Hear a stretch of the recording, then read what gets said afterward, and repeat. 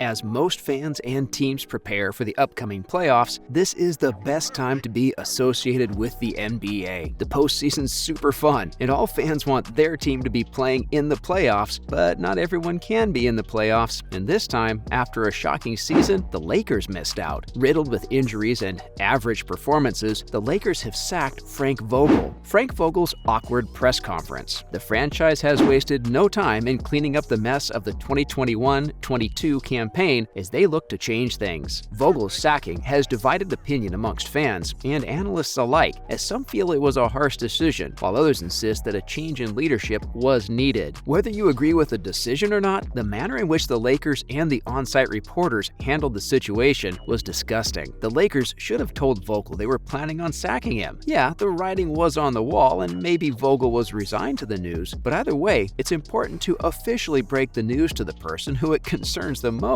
However, it seemed as if insiders broke the news to a couple of journalists, and they asked the burning question to Vogel minutes after their impressive win over the Nuggets. Vogel had no idea about the news, and he was caught off guard. He explained how he hadn't been told, and his only focus was on enjoying the result and the brilliant performance the youngsters put in against the Nuggets. Of course, the reason wasn't great, but it's always good to send it on a high, and it gives a boost to the players on the sidelines who haven't had much luck over the course of the season. Former Lakers players Robert Horry and James Worthy agreed that the way in which the rumors were broken out immediately after the game was in bad taste. They could have waited one more day to do it, but ESPN's Adrian Wojnarowski tweeted about the impending sacking minutes after the conclusion of the game. Why Frank Vogel did not deserve the sacking. Frank Vogel was in charge of the Lakers for 3 seasons and also led them to their 17th NBA championship in 2020. He had managed to build a strong team despite an aging squad and was pulling off big results despite some glaring issues. With the signing of Russell Westbrook, the 9-time All-Star, the Lakers were tipped to be championship contenders, but it clearly didn't turn out that way, as they even missed out on the play-ins, finishing 11th. Many analysts blame the Russell Westbrook trade to be the undoing of the Lakers. While on paper, it seemed like the perfect move, in hindsight, it definitely looks like a terrible mistake from the management. Although, many insiders have reported that signing Westbrook wasn't Vogel's decision, and a recent outburst from Westbrook confirms the suspicions that those two weren't on the same page. Westbrook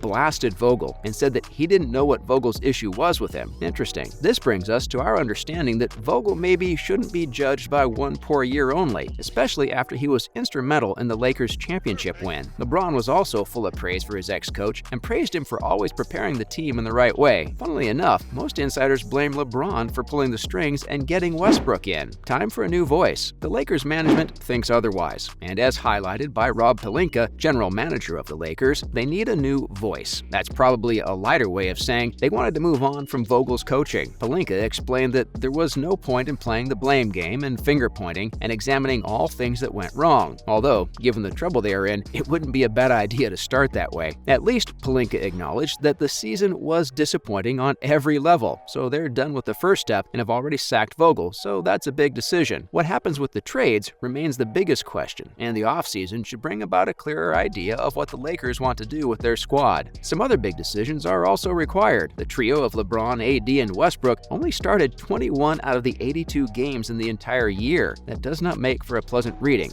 And while this was a freak coincidence in terms of injuries, there isn't a lot of hope that the number goes down by a huge margin next season. At the same time, a new coach might be able to make the trio work together. But who comes in? Hunt for the new Lakers coach. Officially, there hasn't been a deadline set for the appointment of a new Lakers coach. June 23rd is an important date, though, as the NBA draft takes place on that day, and the Lakers will be hoping to get a decent replacement in by then. Let us take a look at some of the names being rumored to take over from Frank Vogel. Utah Jazz's Quinn Snyder and Toronto Raptors play caller Nick Nurse seem to be leading the race. Based on the comments of Rob Pelinka, he's after someone with a strong voice, and that has put the likes of Mark Jackson, who was previously with the Golden State Warriors. It has emerged that LeBron James might be in favor of this appointment, which will earn Jackson an extra cookie point, as he seems to be in contention too. Other potential coaches include Michigan's Juwan Howard, who isn't as experienced as the other candidates. Howard has played with LeBron, so we can see why this could be a possibility, but can he handle the pressure of dealing with 3 all-star players, including perhaps the greatest player of all time? This will be the biggest decision that Pelinka and company have to make, and they'll want to get this right, as a lot hinges on it. Potential trade options for the Lakers. The offseason, what the Lakers fans call postseason now, is underway, and a lot of potential trade options have emerged. Leading the list of rumors is a possible trade for Russell Westbrook after his underwhelming campaign with the Lakers. Some insiders are claiming that a Westbrook-Hayward trade is much closer to happening than initially believed. However, the fans aren't on board with it because adding another injury-prone player might not be the solution they were hoping for. Another rumor has linked Atlanta Hawks' Kevin Huerter for Horton Tucker and Austin Reeves. This could be useful in getting the Lakers to shoot more, and considering Huerter's only 23, this could be a useful switch towards a younger roster. The Hawks didn't have a great season, and somehow their problems are much different to the Lakers. They traded a little too well, so now they face the need to shed some talent, and Huerter could be a decent trade for them. John Wall and Christian Wood for Russell Westbrook, Horton Tucker, and a first-round pick. How does that sound? While Wall's shooting isn't a great improvement on Westbrook's, the real win for the Lakers is getting Christian Wood. Standstill jumpers are easy for Wood, but he could also partner AD as a perfect front-court partner. He'd be more than keen on a trade to the Lakers. Let's see if that sounds appealing to LeBron and the Lakers. LaMelo Ball in purple and gold. The Hornets also missed out on the playoffs like the Lakers, and this time it might prove to be too costly because rumors suggest that LaMelo Ball could be on his way out. The expected destination for Ball is the purple and gold of Los Angeles. Fair to say, that would be some trade if it happens.